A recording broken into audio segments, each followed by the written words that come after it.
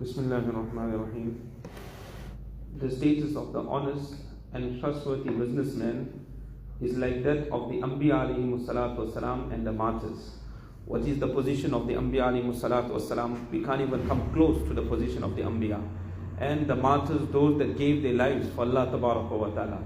But a man that does business in an honest and trustworthy manner, his position is like, it is not that of the Anbiya, it is like the Anbiya and the martyrs.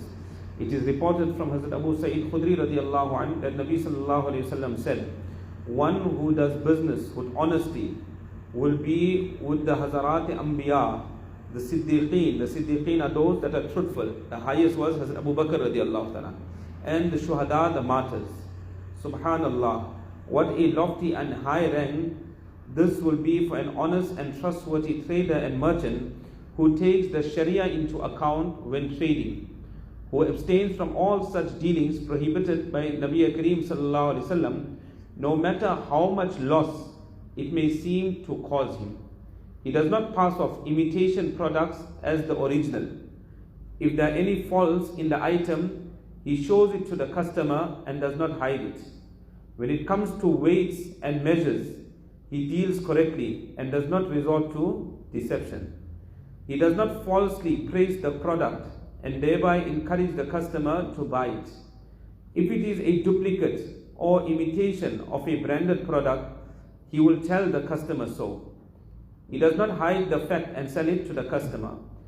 He does not sell products until they come into his possession. This is a great problem that we have in this day and age, where people, the trader, he buys the goods, but he still hasn't taken possession of the goods, and he already sells the good over to somebody else. This particularly pertains to importers. They are importing good. For example, one container of shoes from China is coming. So he hasn't taken possession, he's still in the waters. He hasn't got it over here. But here already he's sold, for example, half the container to other dealers. So it's not permissible. You have to first take possession of the goods. When you got possession, then you can sell it.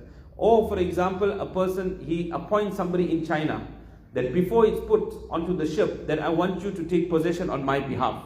So if a person took possession there in China on behalf of the buyer that is on this side, then it will be regarded as though the buyer has taken possession. Then he can sell it. But if nobody has taken possession for him there, then he has to take possession first here, then only it is permissible for him to sell it. That is why he's saying he does not sell products until they come into his possession. Yes, he does promise to sell it on arrival, which is acceptable in Sharia. When it reaches here and the transport company picks it up, so he's actually appointed the transport company to pick up that shipment, that container.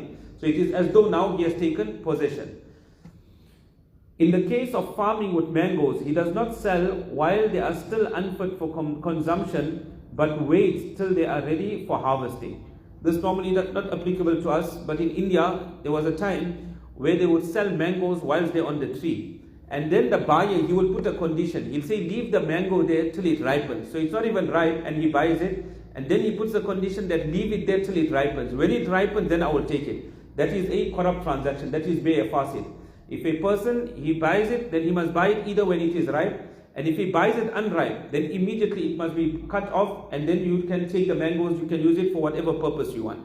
Similarly, he does not borrow money from the bank in order to start his business on an interest basis. When a person borrows from the bank, their overdraft facilities, etc., where can a person ever have barakat in his business? Because he's at war with Allah tabaraka wa ta'ala. So there'll never be barakat in that. Person buys his home, etc., on the from the bank. There also he won't have barakat. A person should rather make alternate arrangement and through halal means buy his properties, run his business. He also does not sell such products which are haram like liquor and televisions, nor does he buy stolen goods and sell them. He does not deal in forbidden products like TVs, pictures of animate objects, objects linked to shirk and bid'ah, pictures of animate objects, clothing that has animate objects on it, that is also not permissible. Magazines to sell, that is all not permissible, where they are animate objects. And objects linked to shirk and bid'ah.